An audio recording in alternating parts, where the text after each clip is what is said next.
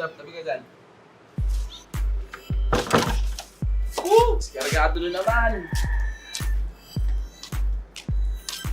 Hoy, diskargado na naman tayo. Out ang battery. 3 araw hindi nagamit. Out ang battery. Ano, dapat pag isang pindot, may lalabas na agad doon na-unlock Wala, drained na drained yung battery. Okay, pagka ganyan, drained na drained yung battery guys, ang kailangan ninyo talaga dyan, syempre, pakarga nyo, either tanggalin yung battery, or kung meron kayo ibang motor or sasakyan, pwede nyo siyang i-jump start. Okay? Buksan natin yung boot. Paano natin bubuksan yung boot? Kailangan nyo yung susi mismo. Okay? Hindi nyo mabubuksan yan ng kahit anong pipindutin nyo dyan. Kahit pindutin nyo to. Kasi nga, pag pinindot mo yan, hindi siya mag-a-unlock So, hindi mo matutwist. Hindi mo rin mabubuksan yung seat dito. So, ang kailangan mong gawin, yung susi. Ayan. So, nakikita nyo dito guys. May bilog yan dyan. Ito. Nakikita nyo yan. Ito yung bilog. Rubber protector yan. So, bubuksan nyo lang yan. Makikita na ninyo yung susian. Okay? So, dyan nyo ngayon gagamitin yung susi ninyo para mabuksan ninyo yung boot. Ayan. So, bukas na siya. Huwag nyo kakalimutan ibalik to para din protection dun sa ano. Kasi, syempre, yung mga putik na galing dyan sa sa gulong. Okay. Dito tayo sa taas. Okay. So, isa sa importanteng laman dapat ng compartment ng isang motor, lalo na pag scooter kayo, yung hindi dipadjak na pwede nyo kadyutin, ay ang series cable. Okay? So, pag na-discargahan kayo ng baterya, meron tayong ginawang content dyan. Check out ito. Ayan. Ginawa natin ng content yan. Check ninyo kung paano ninyo di-strong ka, bubuksan yung battery, and i-connect yung mga connectors nung series cable ninyo. Okay? So, for this video, paano natin may iwasan na nadidiskarga yung ating NMAX every 2 days. 2 days pa lang, meron pang battery yan.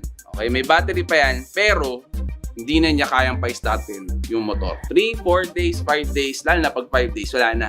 Hindi mo, kahit i-unlock mo, hindi na siya abot. Okay? So, ang gagawin natin ngayon, so tinanggal ko na yung screw niyan, 2 screw lang naman sa magkabilang gilid. Ano ang kailangan natin galawin para dyan? And bakit? Okay? So, ito, papakita ko sa inyo guys, yung manual. Okay, so ito yung part ng battery. Ito ang tatanggalin natin. Para saan yan? Yan yung CCU niya. Ayan yung Communication Control Unit. Yan yung sa Y-Connect natin. Okay?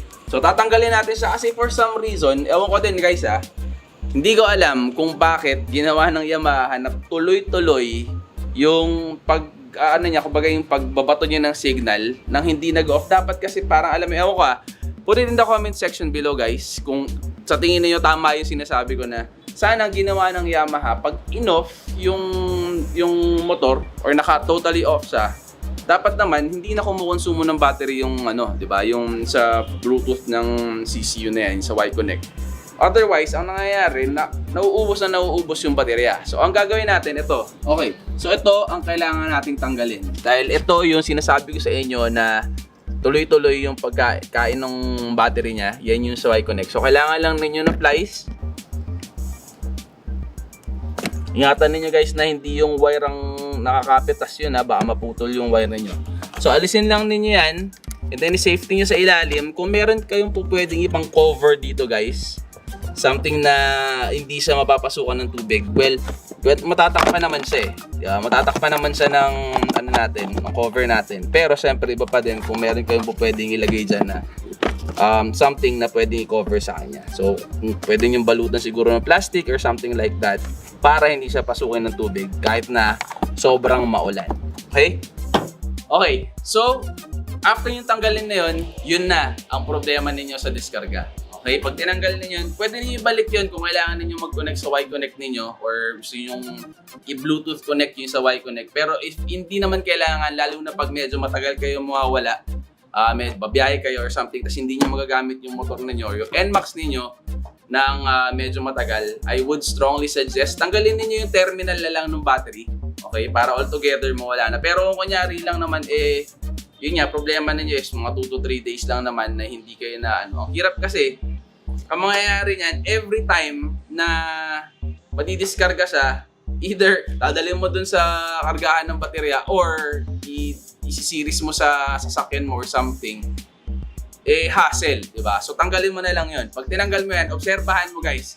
Comment down below kung ginawa mo yon and then nasolusyonan yung yung problema mo sa pagdidiskarga. So ito, nakargahan na natin siya. Subukan natin mag-start. Then start. Okay na ulit siya. So yun guys, I hope nakatulong sa inyo tong video na to. Kung nakatulong sa inyo to, I hope you would click that like and subscribe. Click nyo rin yung bell para lagi kayo notified pag nag-upload tayo ng mga videos in the future.